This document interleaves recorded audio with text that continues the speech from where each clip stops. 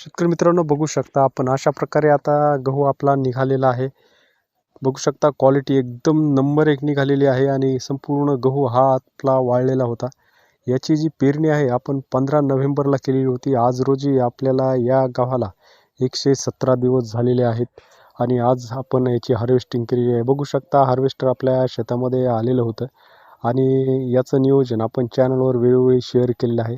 जमीन अत्यंत हलकी मुरमाड पद्धतीची होती, परंतु पाण्याची सोय असल्यामुळे आपण या जमिनीवर कापसानंतर गहू करण्याचा निर्णय घेतलेला होता. त्याचे व्हिडिओ आपण वेळोवेळी टाकलेलेच होते. तर शेतकरी मित्रांनो, आपल्याला गहू किती झाला, त्यामध्ये कशी या ठिकाणी आपल्याला कशा पद्धतीनं आपल्याला हार्वेस्टिंग करायची आहे आणि बघू शकता. तर शेतकरी मित्रांनो, गहू हा या ठिकाणी चांगल्या पद्धतीनं वाळू द्यायचा आहे. ओंबी जर आपली वाळून या ठिकाणी अशा पद्धतीनं जर झाली, वाकडी जर झाली, तरच आपल्याला बाजूने तो गहू हा वाळलेला असतो आणि आपण नंतर हार्वेस्टिंगचा निर्णय घेऊ शकतो.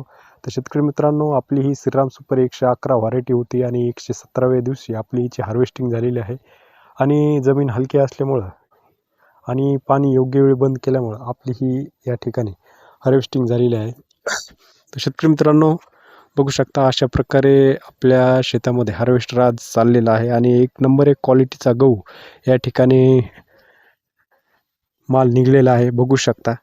तर शेतकरी मित्रांनो, आपल्याला नियोजन करत असताना आपण पाणी नियोजन, फवारणी नियोजन देखील केलेलं होतं.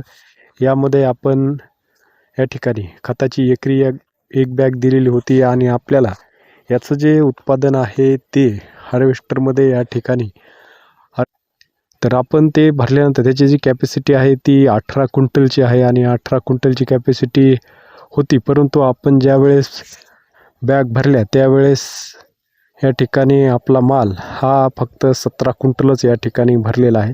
तर शेतकरी मित्रांनो, 28 बॅग आपल्याला हे झालेले आहेत आणि सरासरी बॅगचं वजन हे 60, 62, 65 हे भरत असतं आणि त्यामुळं आपण सरासरी 60 जरी किलो पकडलं तरी आपल्याला त्या ठिकाणी 17 क्विंटलचा ॲव्हरेज यामध्ये आलेला आहे. तर शेतकरी मित्रांनो, हलकी जमीन असल्यामुळं यामध्ये एवढा ॲव्हरेज आपल्याला आलेला आहे आणि चांगल्या जमिनीवरचा गहू आपण 3 ते 4 दिवसानंतर काढणार आहोत.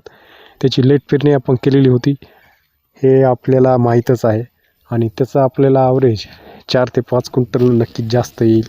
तर शेतकरी मित्रांनो, आपलं जे टार्गेट असतं चांगल्या जमिनीवर ते कमीत कमी 30 ते आपल्याला 22 ते 25 क्विंटलपर्यंत आपण या ठिकाणी धरलेलं असतं आणि आपल्याला हा गहू अशा प्रकारे या ठिकाणी झालेला आहे. तर शेतकरी मित्रांनो, आत्ता पुढील प्लॉट काढणी झाल्यानंतर आपण त्याचा देखील व्हिडिओ टाकू. तत्पूर्वी आपण चॅनलवरचे सर्व व्हिडिओ, सर्व नियोजन बघू शकता. नवीन असाल तर सबस्क्राईब करू शकता. धन्यवाद.